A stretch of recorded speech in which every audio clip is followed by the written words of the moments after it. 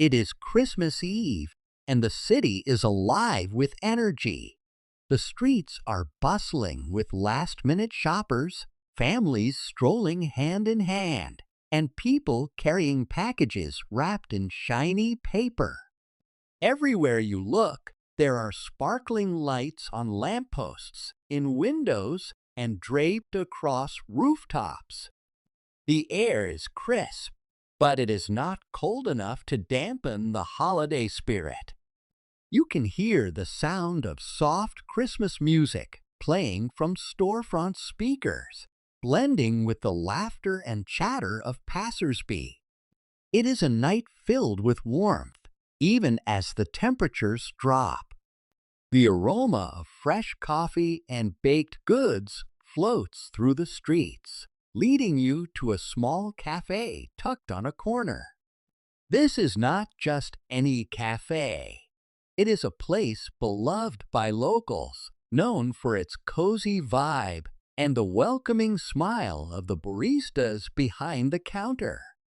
The windows fog up slightly from the warmth inside, making it look like a little haven in the middle of the busy, twinkling city.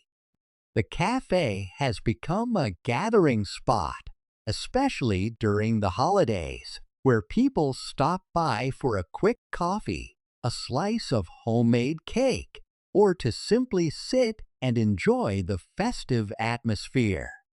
The warmth inside offers a perfect contrast to the chilly streets outside. It is the kind of place you would want to spend your Christmas Eve, savoring the small pleasures of the season. And tonight, the cafe is as full as ever, with friends and strangers alike sipping hot drinks, sharing stories, and taking a break from their holiday hustle. It is a place that feels like home. The door to the cafe swings open, and in steps a man, his presence immediately catching the eye of everyone in the room. He is impeccably dressed, his dark suit sharp and well-tailored, standing out against the holiday-themed decor of the cafe. His posture is straight, and his gaze is calm but focused, like someone who knows exactly where they are going. He moves with the kind of quiet confidence that commands respect without needing to say a word. As he walks through the cafe, heads turn and conversations momentarily pause. The man does not seem to notice the curious stares. He is comfortable in his own skin, unbothered by the attention he attracts. His style is sophisticated, but there is something more about him, an aura of self-assurance, as though he belongs wherever he goes.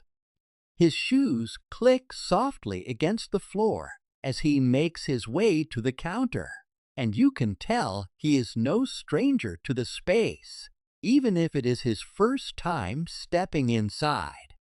What the people around him do not know is that this man is more than just a customer. He is the new owner of the cafe, someone who has recently purchased the business in hopes of giving it a fresh start. Behind those confident eyes and calm demeanor is a man who has a vision for this place, a vision to bring new life to a beloved local spot. He has walked in not as a regular customer, but as the one who now holds the keys to its future, ready to make his mark. But for now, he blends in seamlessly, just another person looking to enjoy the warmth of the cafe on a chilly Christmas Eve. The man approaches the counter, expecting to be greeted like any other customer. But the waiter, standing behind the counter, barely glances up from his task. He is a young man, likely in his mid-20s, and his expression is more bored than anything. As the black man waits patiently for his turn, The waiter finishes wiping down a nearby table, clearly in no rush to attend to him. When he finally looks up, his eyes flicker over the man briefly before he speaks, his tone more dismissive than friendly. "We are not serving anyone without a reservation tonight," he says, his voice cold and casual, as if it is the most routine thing in the world. The cafe, of course, is bustling, but it is clear that the waiter does not feel the need to be particularly polite, especially to this man. Before the black man can respond, the waiter adds, almost as an afterthought, "Maybe you should head somewhere else. We are full tonight." There is a slight smirk tugging at the corner of his lips, a subtle hint of superiority in his voice. The dismissiveness in his words is unmistakable, and it is clear that he has made an assumption about the man standing before him, unaware of who he really is. The man's eyes meet the waiter's, but he does not flinch. He does not react with anger or frustration.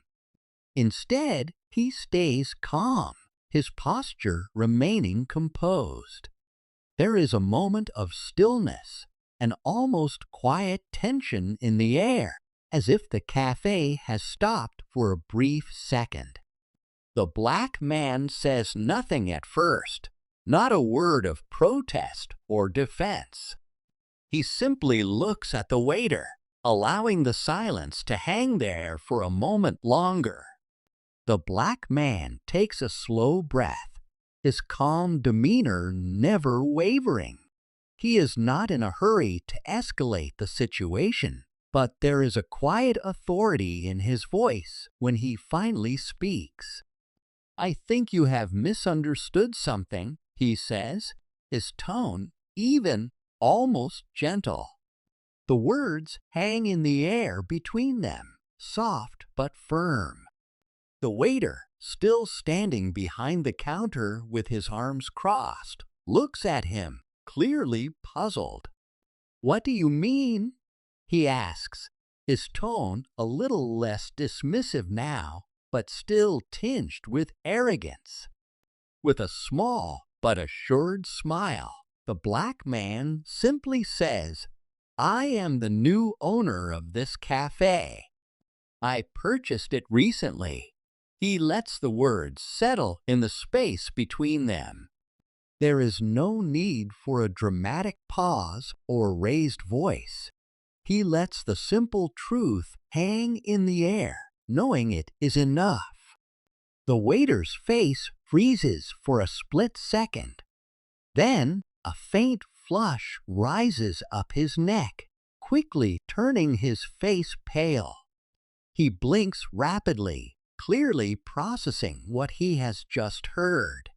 His earlier confidence fades in an instant, replaced by a look of shock and disbelief. His eyes flicker between the man and the surroundings, as if trying to make sense of the words. The realization of his mistake hits him hard, and his mouth opens slightly as he searches for the right thing to say. But there is nothing. In that moment, the cafe feels a little smaller, the noise of chatter and the hum of the espresso machine dimming in the background. The waiter's previous cockiness is replaced by a deep, sudden awareness of just how wrong he was, and his awkward silence only makes the moment heavier. He stands frozen, unsure of how to recover from the sharp, embarrassing truth that has just been laid bare before him. The black man stands there for a moment, watching the waiter's reaction unfold. There is no anger in his eyes, no rush to make the young man feel worse. He takes a quiet breath, choosing a different path. Instead of giving in to the temptation to immediately dismiss the waiter or cause a scene, he opts for something more subtle but far more powerful. "I could ask you to leave right now," the man begins, his voice steady. "But I think it is better if you take a moment to understand the weight of your actions." He pauses, letting the words sink in slowly. "You have just made a judgment about me based on nothing but the color of my skin. But I am not the one who needs to be ashamed." The waiter stands motionless, his eyes wide with embarrassment. He opens his mouth as if to apologize, but the words do not come. Instead, the man continues, his gaze unwavering. "I am giving you a chance to reflect on that," he says softly, almost as if he is speaking to himself, but loud enough for the waiter to hear. "It is a small thing, a single moment in your life, but it says a lot about you." The waiter shifts uncomfortably, his hands clasped tightly behind his back.